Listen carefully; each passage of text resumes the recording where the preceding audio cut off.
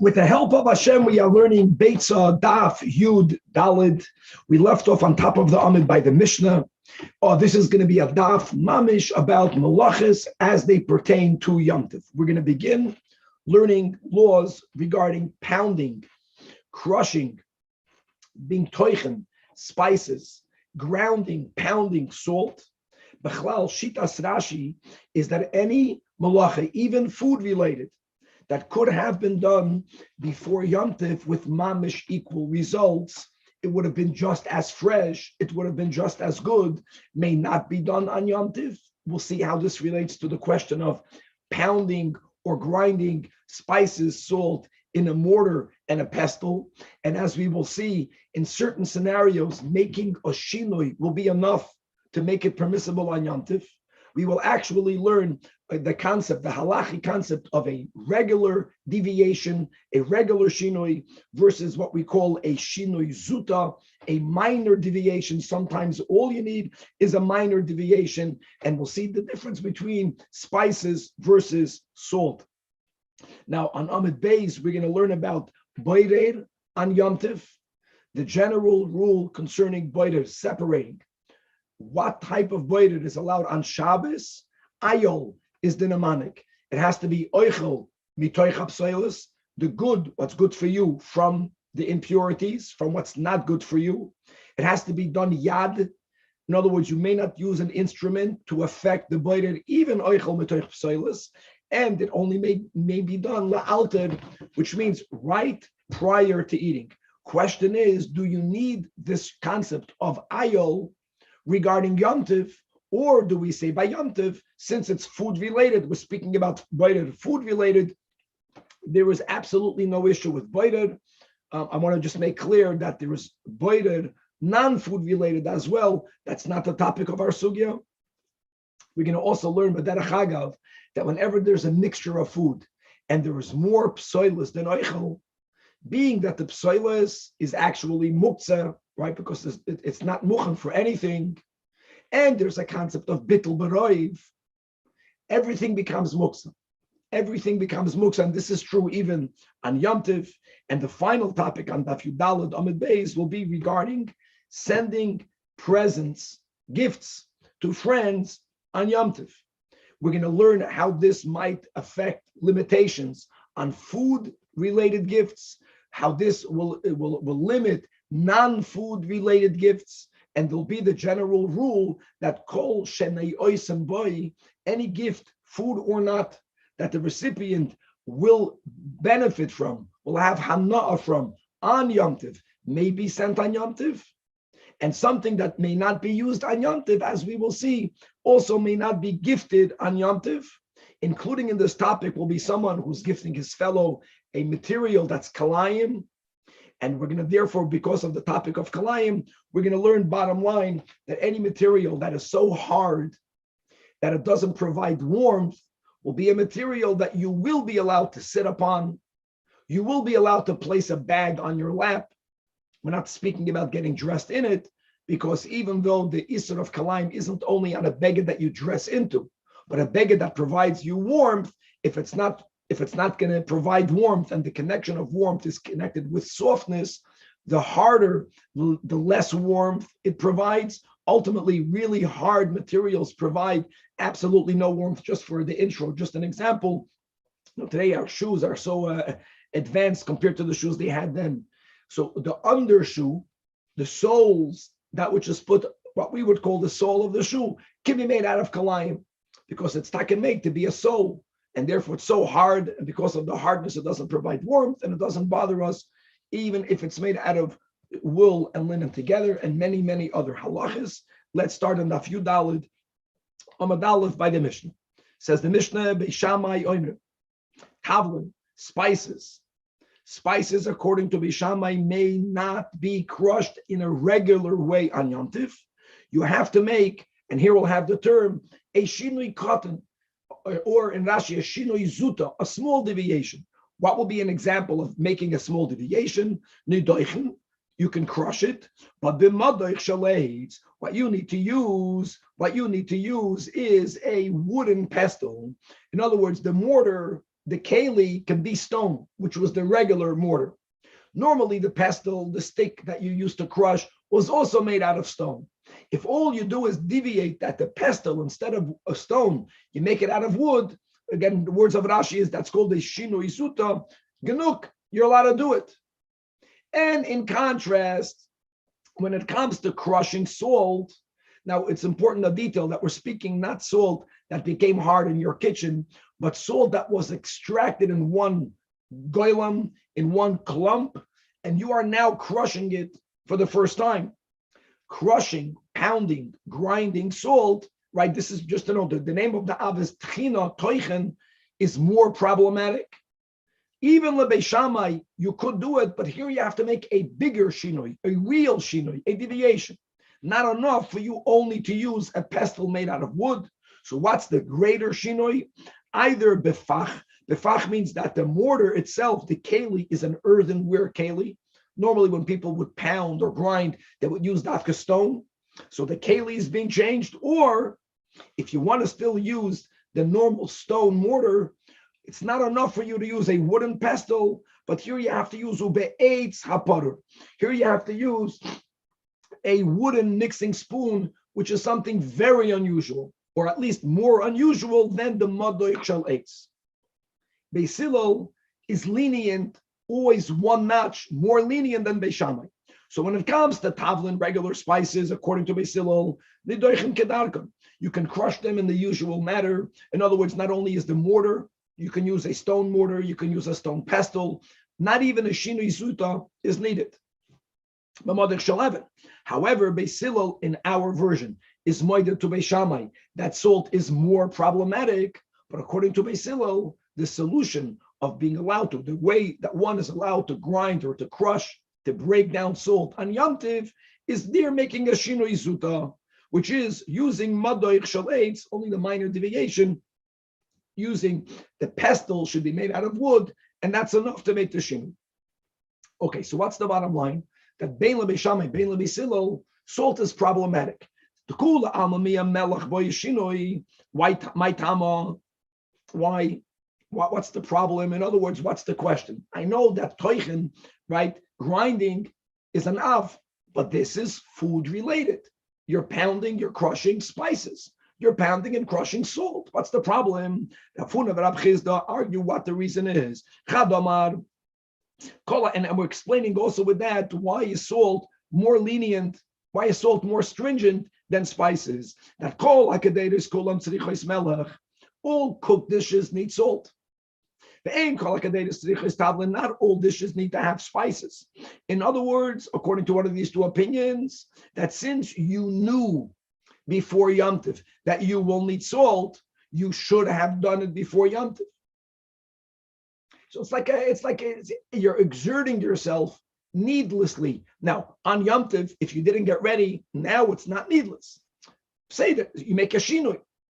Tavlin, leBeis Hillel, B'chlal doesn't even need a shinoi, because who said before Yom Tov that you would need tavlin? Not everything needs to have spices.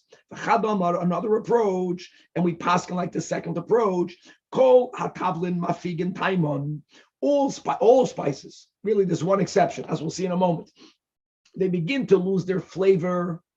The flavor begins to go away after you crush it. In other words, it's better if you do it on Yom Tov. And indeed, that's why leBeis Hillel, you can do it without any deviation. Umelach, in contrast, salt, no flavor is lost if you would have crushed it before Yom Tov. And that's the nakuda, that anything that is equally as good, if you would have done it before, is more problematic. Now, sometimes it's completely problematic. Here, at the end of the day, you're making food, seder, a shinoi, at least a minor one, leBeis Hillel has to be made. Says the Gemara, my beinayu, is there a practical difference between these two reasons? The Gemara says yes, and two reasons on both sides. Ikad beinayu. Number one, if the yada my kedera boilav hashulei, if you knew before Yom Tov that you will be making a dish that does need spices, so even leBeis Hillel, since you knew, and the whole reason is, did you know, did you not know, then you would also have to make a deviation. let's just focus on Beis Hillel, or on the other side, inami bim moirika, maybe Kevin will find up a picture, some sort of saffron. It's a spice that is so strong that it does not lose its flavor even after it being pounded or ground. And if the whole reason, Beis Hillel, why you don't even need to make a shinui on spices is because because it's fresher if you do it on Anyantif, not with this moirika spice. Now, our Mishnah's version is salt, l'kula alma, needs a deviation. Only question is, Beis Shammai says you have to make a regular, bigger deviation. Beis Hillel says a minor deviation. However, comes along Rav Yehuda, and he quotes his teacher Shmuel, and he gave the following psak, kol hanidoichin, anything that's crushed, nidoichin kedarkon, may be crushed without any deviation, not only spices, which is the girsa of our Mishnah, but afilu melach. And we're not even talking about our salt again that was crushed. Maybe it got hardened. Crushing it again is much less problematic. We're speaking even if there was some sort of source of raw salt that was never yet grounded or pounded. It can be done without any shinui. The problem is, how can Shmuel make that psak din? Like, okay, you paskin like Beis Hillel, but for Amrat, in our Mishnah we learned that everyone agrees that melech needs some sort of shinui. So answers the Gemara here again, like we had in the previous in prior Mishnayos, that there were other Tanoim of later generations that had a different girsa, what the machlokes Beis Shammai and Beis Hillel is all about. And Shmuel paskin like that version. What's the version? Answers the Gemara, who that goes to Shmuel, the Amar ki haytana, the Tanya, Amar Rav Meir, lenechluku Beis Shammai Beis Hillel, al hanidoichen, shenidoichen kedarkon. Everyone agrees, even Beis Shammai, that spices for sure you can grind without any deviation. And more than that, if you are already pounding spices and you also have salt, you put salt in the mortar at the same time. In other words, you are not exerting extra effort because anyways you're knocking, you're pounding. Everyone agrees to that. The machlokes is only regarding salt, and look at this version. Is leducha. This is to pound salt. Bifnei atzma. Beis Shammai says melach bepach ube'etza parur. All right, this is talking like our version. That's a proper deviation, not a minor deviation. And even that can only be done litzli, only if you are using salt to roast and you use much less salt to roast. In other words, only a small amount. You may not, according to Beis Shammai, even with the shinoi, pound salt likadeda. Many understand the reason is because the observer might think that you're doing something for later. There's a marasayin issue. And Beis Hillel min akotz el akotz. Beis Hillel, in other words, according to Rav Meir, Beis Shammai is even more chomer than the Mishnah. And Beis Shammai oimrim b'chol davar, in any item, in any kelim, b'chol davar salkadaitach, in any kelim. He didn't mean that. There are certain kelim that are muksa. And even if there's a zero issue, pounding salt anyantif, but for sure may not be used in a muksa de kekeli. Elaima lichol davar means even for large quantities. And what's not spoken out here, but Rashi adds, and therefore, just like Beis Hillel allows for you to pound large quantities of salt, you also may do it in a usual manner. In Anderverter, the girsa of Rav Meir is that Beis Hillel has no limitations at all when it comes to pounding not spices, not salt, no issue, any amount, in a regular manner, and that's what Shmuel Paskin's like. Amar le'Rav Acha liberate to a son that ki doichas, when you crush salt, atzli here doesn't mean to daven, it means to tilt it, to lean the mortar, and then viduch, and then grind it. In other words, just to make it clear, Rav Acha Bardula must paskin like Shmuel that by the letter of the law, all right, you may use a normal mortar made out of stone and a pestle made out of stone. By the letter of the law, no shinui is needed. He added, Narvas, you be machmer. But he, once he's being machmer, he's not following the limitations of the Mishnah. What he said is to do something that's not even mentioned in the Mishnah. It's that little of a deviation. Tilt the mortar a little bit to the side. They kept us hashinui. Oh, Rapsheshes. Further, Shama, he once heard koil buchna, the sound. Buchna means a stone pestle, a proper pestle. The stone mortar, a stone pestle. He heard these sounds coming from the kitchen of his house on Shabbos. And don't forget, Rapsheshes was blind. Blind people develop a tremendously sensitive, good, upgraded sense of hearing. Amar, he said, hi lav migavei de Beitzah. I'm sorry, there was a sound. He says, this is not coming from my kitchen. Why did he say that? Because he, in his kitchen, he did not allow pounding salt. The Dilma Atzli, didn't we just learn that even people, who went beyond the letter of the law, they accepted the deviation of tilting the mortar. Maybe they were pounding it in his kitchen and they made that deviation and he would have been okay with that. No, the Shammai, the Havet Solol Kali, it's amazing how good his hearing was. He heard that the sound was very clear. If you tilt the mortar to the side, the sounds become muffled. So from the way it sounded, he knew that it was kept upright. Taka for salt, l'chumra be machmer, but maybe they were pounding tavlin. And even according to our version in the Mishnah, Beisilol by tavlin allows it kedarkoi. So the Gemara answers the Gemara, no, tavlin abuchim and abach kolayu, that spices, they make a much louder sound. No, it's from the sound, he knew it's salt. From the sound, he knew that they did not tilt the mortar. And he was confident that in my kitchen, it's not being done. Okay, so our Mishnah was speaking about pounding spices. Our Mishnah was speaking about pounding salt. Now let's move on to pounding grain, which is more problematic. Because in most cases, like we learned, people would grind, right? The grain, they would pound it, making it into flour. All of this may not be done on Anyantif. It's only from kneading milisha ve'elach that you are allowed to do. On the other hand, what we call today hot cereal, people have they have these crushed or pounded different grains, and then they add water on it and they eat it, right? It was called chilka, it's called daisa, it's called tisni. There were different types of what's called oatmeal. Now, tisni is a type of oatmeal, what I call oatmeal. It's a hot cereal that you take grains and you pound each kernel into 4 little parts. That's a higher level of pounding. There were other types of hot cereals, of oatmeals, that was called chilka or disa, that had less breakage. It was pound less. So says the Gemara, Rabbanan, Ein oisim tisni. You may not make tisni on Anyantif. Look inside Rashi, the second line under the Gemara. Why not? Because shetoirach gadolu. Why is it called a greater toirach than chilka and disa? Because shekoitish hachitim achenechlakim echad le'arba'a, and therefore you may not do it. And as we'll see, and so it will remain in the maskana that other types of oatmeals, taking the grains and crushing them into only 2 parts, into lesser parts, and that is called chilka or disa or daisa, that will be permitted.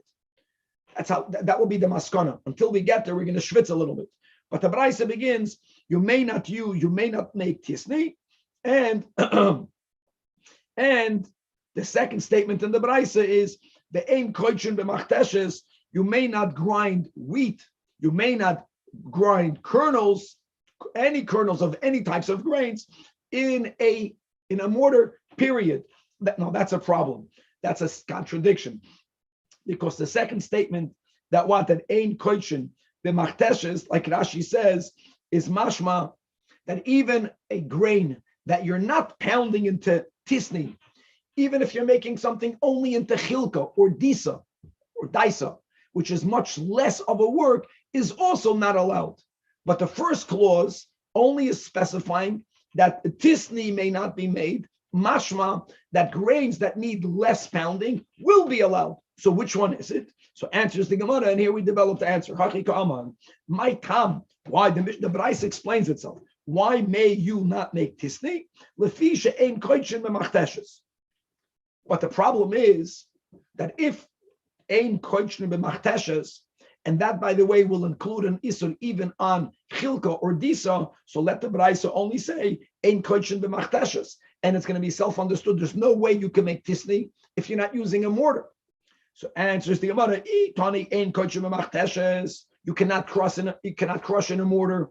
Period. Any grains. Havamina. Maybe you would think the Beitzah is only referring to a large b'machteshes gedola, which is what's normally used for tisni. Avol b'machteshes katana, the smaller the mortar, the harder it is to crush. That which demands more crushing is normally done in a larger keli.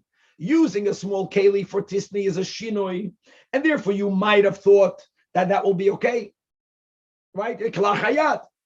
That's why the Beitzah made two clauses, as we're learning so far, to make it. You can't use a mortar, and even if you're going to make tisni in a small one, it also may not be done. Okay, so clearly the way we're learning is that the machteshes katana, not even a machteshes katana can be used. V'hatanya will call this Beitzah number 2, in koichin only the machteshes gedola, avol koichin machteshes katana. What this whole sugi is that pounding on Anyantif will be allowed sometimes bishinoi, and with the shinoi it's allowed. Shinoi meaning using a small mortar. So Amar Abaya, Kitanya Nabi Masnisa, when the first Beitzah taught you may not crush in a mortar, now we're clarifying. It means only in a large mortar. In other words, chilka and disa may not be crushed in a large mortar. Chilka and disa may be crushed in a small mortar. And then tisni, because it demands more work, that not even in a small mortar. Gavaldik. So there's two things here. First of all, you have to make a shinoi, and that means grains, all types of oatmeals were crushed in a large one. Never use a large one. Can you use a small one? Tisni not, because it demands too much exertion, too much work, and that may not be done on Anyantif. Daf Yudalot on the base. Rava gives another approach. Rava says that when it says in the first Beitzah, and we learned it correct, that you may not crush grain even in a small mortar, that's the stira. The second Beitzah says that a small mortar is allowed, like kasha. The second Beitzah that permits, one means us and bavel. The second Beitzah that permits using a small machteshes to crush grains that you will just add water to and eat. That's in bavel, because really this type of shinoi is enough by the letter of the law. It's allowed. In Eretz Yisrael, there's a problem. What's the problem in Eretz Yisrael? That there they were wealthier at this time when these Beitzahs were taught. Many people had avodim. The avodim couldn't care what they are using, and the owners would tell them, "Hey, how did you make this?" They would lie and say, we made it in a machteshes ketana. But they would end up using a machteshes gedola. And there was chilul yamtiv going on. So the Chazal felt, you know what we got to do? Outlawed. You can't even use a minor mortar. And similarly, based on this concept of Papi, he visited once the house of the master Shmuel, and they brought for him daisa. And as we just learned, that daisa in a small mortar is allowed to be made on Yom Tov, means you can crush the kernels, but he didn't eat it. Why? And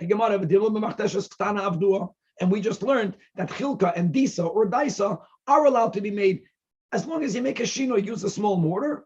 Answers the Gemara, no. That since he saw the have a dayik tvei, that it was very fine, and like we mentioned, the larger the mortar, the easier it is to crush it, and the better effect the crushing has. And from the way it was so fine, he knew they used a big mortar. And that was taka the whole chashash. Now, guys, this happened in the house of Shmuel. No, Shmuel gave the rules. They knew that they may not use a large mortar. They did it with a large mortar, and they said we use the machteshes katana. Maybe they did it before Yantif, which is for sure not a problem. So here again, the Chazyed of Papi saw the Havi Kolif Tzohari, that the color, that the appearance was streaked, or the appearance was very light, it was bright. He knew that this must have been done right now on Yom Tov. Since the household of Shmuel was very wealthy, and therefore there were many avad. The Ika Pritzusa da Avdei. So it's like a common sense that if you go into someone's home and today on Shabbos and on Yom Tov, and there are many non-Jews in the kitchen, you got to be extra concerned that even the balabas, the balabasta, they know Hilchos Shabbos, they know the rules, what could, what cannot be done, but they always have to take into account the practical possibility that the kitchen help, they did whatever they wanted to do, and they knew that they'll get away with it because they're going to say, we did it in a kosher way. And if you have such a chasash, then some things that theoretically are good should not be consumed, in our case, on Yom Tiv. Okay, it's late, let's move to the next sugi. So we went from Toichin, now we're going to Boider. Boider and Shabbos, like we said in the introduction, 3 conditions must be met for you to be allowed when it comes to food separation, for you to be allowed to do it on Shabbos. Oichel mitoich hapsoilus, and not the other way around. Yad and not keli, and la'alter and not for later. Says the Mishnah, what do we say regarding Yom Tiv? Haboider kitnius b'Yom Tiv. This is a classical case because legumes normally after you would gather it in your home, beans, let's say the bowl would still be filled with many impurities. Normally you would wash it. There were different systems for every type of legume that you would use to get rid of the impurities. Some of it was earth, some of it was straw. Can you do it on Yom Tiv? Beishamai oimrim, that you can only do it on Yom Tiv the way you do it on Shabbos, which is boider oichel. You remove the good from the impure. You remove that which you will eat from that which you will not eat. And I know that Beishamai didn't speak about the yad and la'alter, but that's pshat and Beishamai. He speaks about the first rule. What he means is that Yom Tiv is equal to Shabbos as far as Boider is concerned. Beis Hillel oimrim, he rejects Beishamai, and again we paskin obviously like Beis Hillel. Boider kedarkoi, you can remove the psoilus from the oichel, but 1 second, you don't have to use therefore your hand. According to Beis Hillel, can you use a real, proper, large keli? There is a limitation. There is a limitation. So first of all, one system was bechekoi. They would put on their lap, they would put a tablecloth, they would put a towel, they would put a shemata, and they would put the legumes or other types of kitnias, and then they would manipulate the sheet. And once things begin to roll, so normally the food weighed more, depends what the psoilus is. The psoilus weighed less, or the opposite, if it was mixed with pebbles. Whatever weighed more would roll to one side, the food would remain on the other side. That is allowed to be done on Yom Tiv, or bekanoin ubetamchay, a funnel or a plate. These are kalim that were not made for boider, but people regularly would use them to do boider. Like the same concept, put things on a plate. If the oichel and the psoilus have different weights, then when you tilt it to the side, whatever weighs more goes to one side, whatever weighs less goes to the other side. I don't care which from which. It can be oichel mutech psoilus, avada, it can be psoilus oichel, and you can do it. But even according to Beis Hillel, there's one limitation. A very large board, or a keli that's made for boider, which is a fine sieve, a more coarse sieve. These are items that may not be done Beis Hillel. There's a big discussion amongst the Rishonim. What is the issue? Let's follow that according to Beis Hillel, midoraisa, there is no boider at all. Midrabanan, there are restrictions because they did not want for you to do things on Yom Tiv for the weekday. Now that's like a problematic midoraisa, but it gives that appearance. When you start using these large kalim, people don't know how much you need all of that today. As long as you do it in this unprofessional way, you put things on a plate, the people know you're only doing what you need right now. Okay. Rav Gamliel disagrees and is even more lenient than Beis Hillel. You can even make boider on large amounts. There is no limit. And the example that he uses is madiach v'shoila, rinse and skim. And I'll say, the Gemara says like this. They would take beans, just for example. They would take a legume that was filled with straw. Straw weighs less than the beans. So they would fill up the bucket with water. The level of the water would go higher than the food, higher than the legumes, higher than the beans. All of the psoilus, which is lighter, would float to the top. That's just one example. And then he would remove the top of the water. He would skim it off. Now, Beis Hillel the problem with Beisilul is not that you are taking the psoilus of the oichel. Beisilul also agrees that Anyantif, I don't care, you can go psoilus mi ha'oichel, but you can't use a large utensil. It's about the quantity. It's about people thinking that you're doing so much, you don't need all this for today. Rabban Gamliel had no such concern. He was the most lenient. Says the Gemara, Tanya, Amar Rabban Gamliel, that the medvarim amurim, that you can remove the psoilus from the oichel. And by the way, this isn't only Rabban Gamliel, but this is also Lebeisil. Right? It's not oichel mitoich psoilus. It's also psoilus mitoich oichel. That's only kishu oichel merumal psoilus, where there's more food than impurities, and therefore what? You are exerting less effort. It's about how much effort. Tircha shaloi l'tzoyrach. Exerting unnecessary effort. B'chlal is not allowed on Yom Tov. Aval, if there are more impurities than food, it's more work to get the impurities off than divrei hakol, noitlas oichel, or manei chasap soilas, not because of the boiler issue, but because of tircha shaloi l'tzoyrach. Frag the Gemara upan, and this is a big chiddush here. If there is more impurities than food, as we spoke out in the introduction, then everything becomes automatically muktzah. Because psoilas per se, anything that cannot be used on Yom Tov is muktzah. And if the oichel is in the minority, it's batal beroiv. Wow. And therefore, everything has a status of muktzah. Mi'ikaman d'shari. Forget about boider. So the Gemara clarifies what Rabban Gamliel meant was, the nafish betirchat must be that in quantity, there's less psoilus than oichel, which is why there's no muktzah issue. But you know what? Every type of legume, every type of food, there are different techniques how you do the act of separation. Sometimes it takes more effort to take out the psoilus. Sometimes it takes more effort to take out the oichel. So the point that Rabban Gamliel is saying, not only l'shitasai, but also l'shitas beisilul. Boirer doesn't demand oichel metoich psoilus. Yom Tov, psoilus metoich oichel. But if the zuta nafish betircha, if getting rid of the psoilus will demand more work, even if quantitatively it's less, which is why it's not muksa. Don't exert yourself needlessly. That af madiach v'shoila, this technique that is done normally even for larger quantities, which is rinsing, as we explained, putting it in a bucket. And after the water goes above the height of the food that's in there, the water will have in it. Now, by the way, it's not so simple. What goes to the top? Every product is different. But even in a case where the psoilus goes to the top, you can skim off the psoilus. So it's side, not like Beishamai. And more than that, there's no limit. You can do large amounts. Tanya Amar Abelazar ben Abtzadik, that kach hoya min hagen shel beis Rabban Gamliel. Indeed. And that explains the madiach, because the word madiach sounds like you're rinsing it. But this was what they did. They would take a bucket. And the bucket, for example, they filled it with adashim, with lentils, a type of kidneys.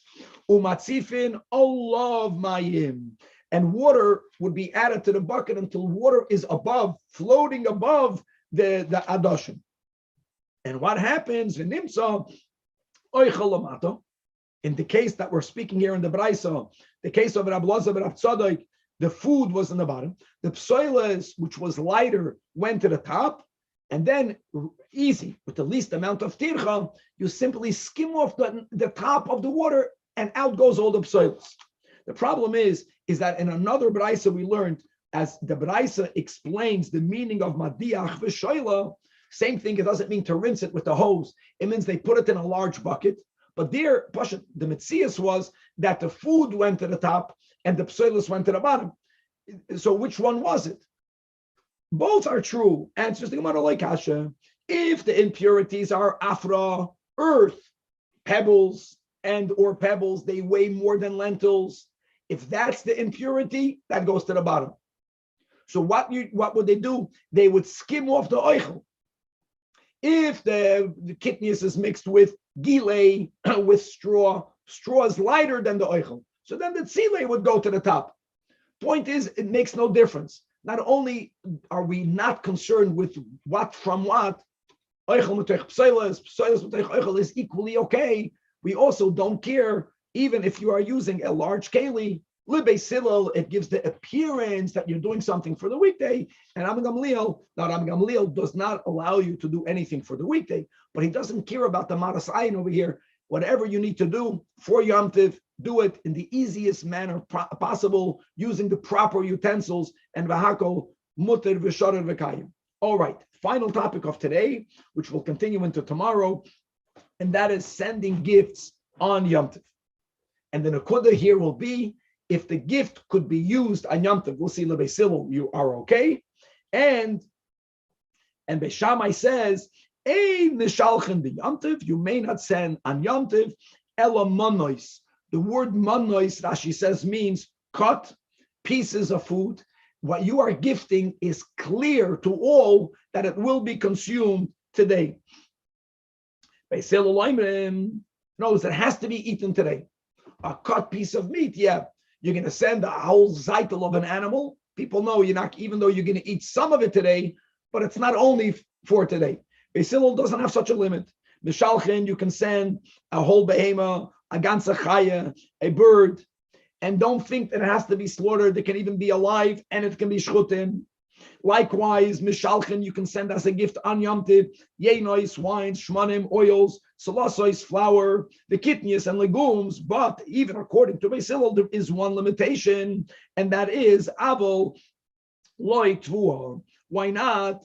As we just learned above, spices and salt have much less limitations in how you may grind them.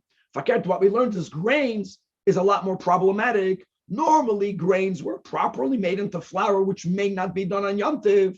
So even Beis Hillel is maida, don't send tvua, right? Because you can't use it on Yom Tiv. And everything that we mentioned, some of it you could. Beis Shammai holds all of it has to be used. Beis Hillel says not all of it. But if some of it is going to be used today, you're good. But not tvua. And Rabbi Shimon says that since some people, again, we spoke about the chilka and the disa, there are certain types of kernels of wheat, barley, v'chuli, that they would pound in the small mortar, like we learned. There is a permissible way to do it. Most people would not use it for that. Most people would make it into flour, but you can even send tvua because there is a way for you to cook it on Yom Tiv without breaking any halachas. So as long as there is a possibility, even if the recipient won't use it today, it doesn't bother me. You gave a gift, something that could be used on Yom Tiv. Says the Gemara, Tani Rav Yechiel, that even according to Beis Hillel, that you can send large amounts of gifts. Lo yasenu b'shura, don't send it with a large party. Like Yaakov sent gifts to Esav. What's the shura? Shura means that there are many times you want to make an impression. The recipient should see that, wow, you're gifting. So instead of sending it in one go, like you have a few people, and you would send wine with the first, and wine with the second, and wine with the third, and the recipient is receiving and receiving and receiving. That is something that you may not do on Yom Tiv. 1 second, theoretically, you can all consume it on Yom Tiv. So Rashi says that this limitation of Rabbi Chiel is because, I'm reading inside Rashi, the avasha milsa, it will attract attention, and it's going to look like you're selling merchandise, like so much, even if you're giving it all as a gift. Tana, what's the definition of so much? What's the shura?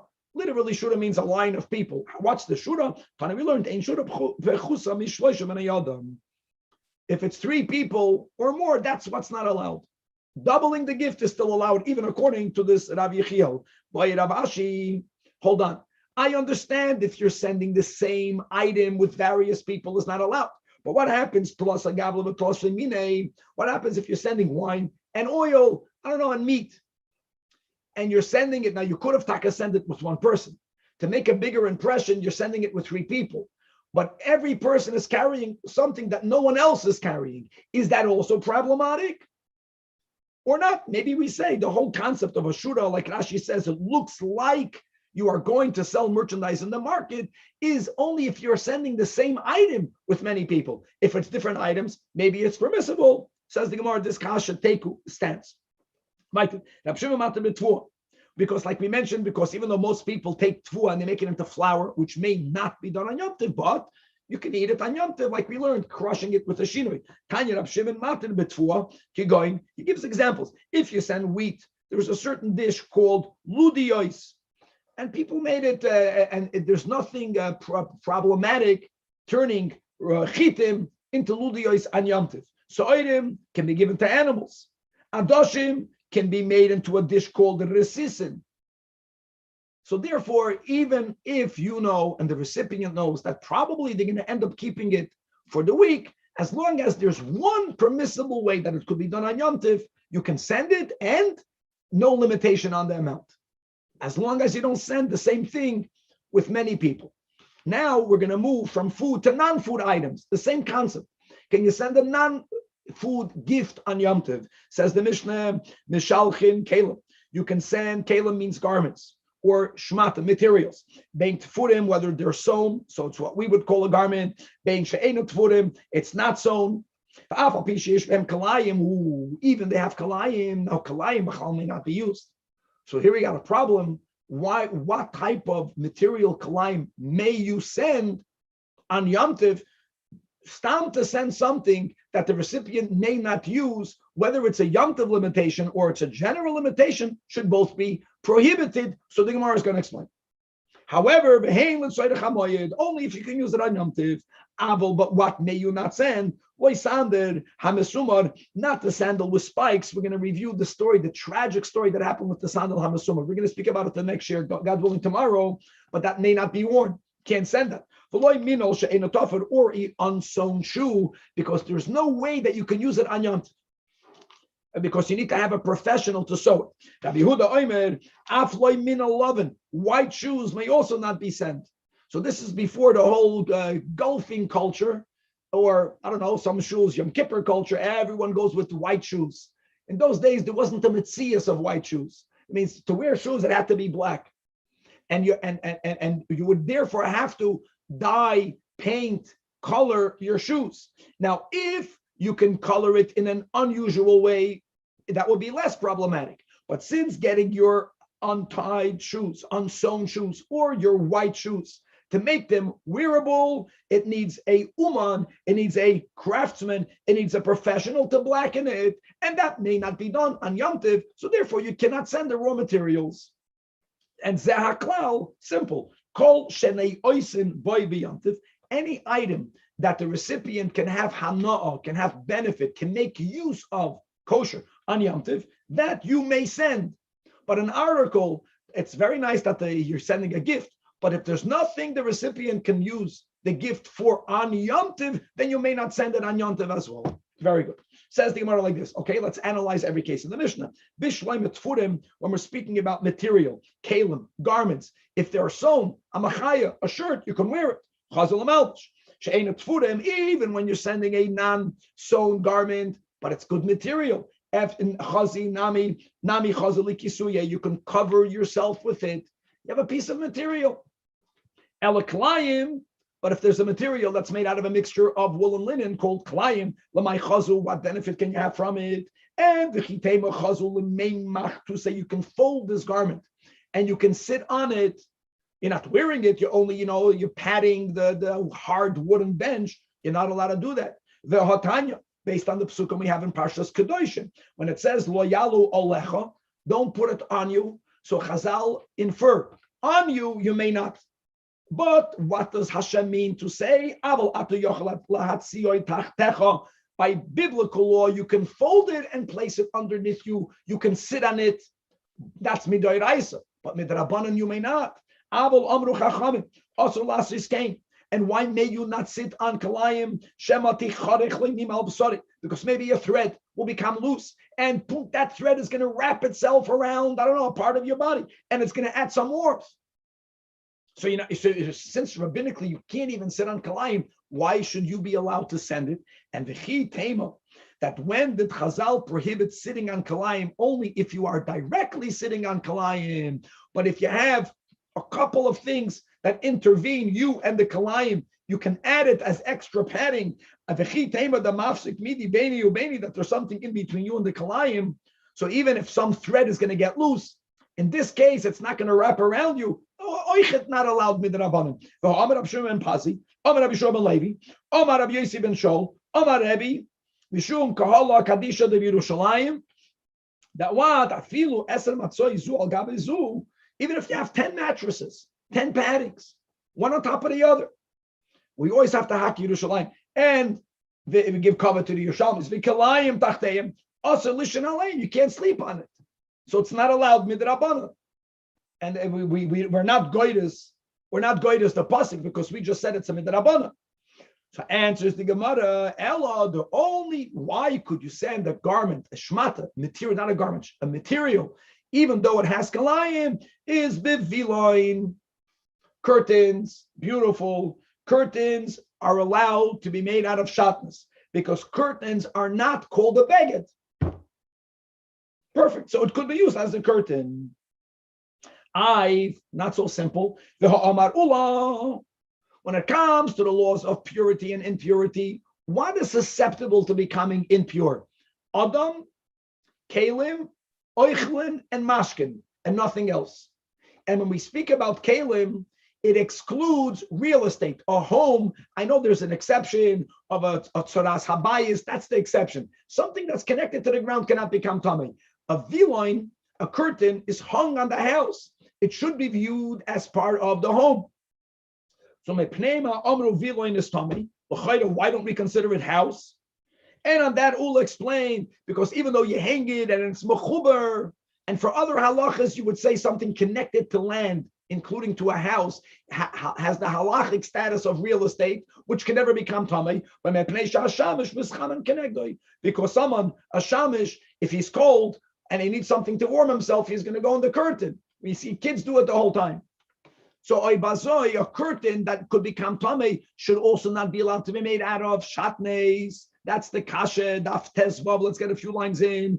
Answers the Gemara. Why? What type of material that's made out of a mixture of wool and linen is allowed to be sent on Anyantif? Which material it could be used not on Anyantif? Elo b'koshin. B'koshin zok Rashi, any beged that's very hard. Now, what the line is, I don't know. But the problem of shatnez is beged, a garment, or even if you're not using it as a beged, but if it adds warmth to your body, that's included in beged. If it's very hard, so first of all, there's not going to be a nima, there's not going to be a thread. The whole thing is hard. Warmth it won't add, that's allowed to be used. What will be an example? Namta's felt. Gamda, hard, a hard felt. The types of hard felts that were used typically in the city of Neirosh, Sharia, you are allowed, again, we're not speaking about making a garment. No one made garments. It was very hard. But sitting on that without even anything intervening is going to be permissible. There's no threads. It's not a thready garment. It was hardened. It's made into a felt. Not there's a problem of anima. Not it's going to add any warmth. There isn't even an ism midrabanan. And that only that is what the Mishnah is referring to. Another example, Amar of Papa, Ardolayin, undershoes. I think what we call a sole. It was even though in your shoe, that which is closest to your foot, that's already geschmack. They make it, padded. They can add warmth. Sometimes you schwitz. But underneath, that which is meant to be go on the floor, that which is meant that even if you step on a stone or a pebble, you should not feel it. And today we have other materials, but if they had a mixture of wool and linen, but it was that hard that it serves as an ardolayim, ein behem mishum kalayim. Again, it's hard. Amarov hani sorarei de pshite. Coin bags, many bags in which you kept coins were made out of shatnez. Now people don't sit on them, but many times you put it on your lap. You want to count the coins. That is right. So they're very hard. Again, they were very hard bags. And since they are hard, they don't add warmth, and therefore, even on a rabbinic level, there's no problem, even if they're made out of kalaim. Yes, you can put it on your lap. However, the bizrane bags that were used to hold seeds, they were not as hard, and therefore, there's a problem of kalaim. So make sure that you don't make them out of wool and linen together. Rav Ashi Amar, because it's not about does it give you warmth, but people don't use a bag, a storage bag on their lap to warm themselves. A curtain they do, a bag they don't. So he allows for you to have even the bags that are used to store bizrane, these seeds, are allowed to be made out of shatnez. We'll stop over here, and then tomorrow, God willing, we're going to already finish the first Perek and go into the second chapter of Beitzah. Yeah. Of time, slicha. We're going to start davening at 6:30.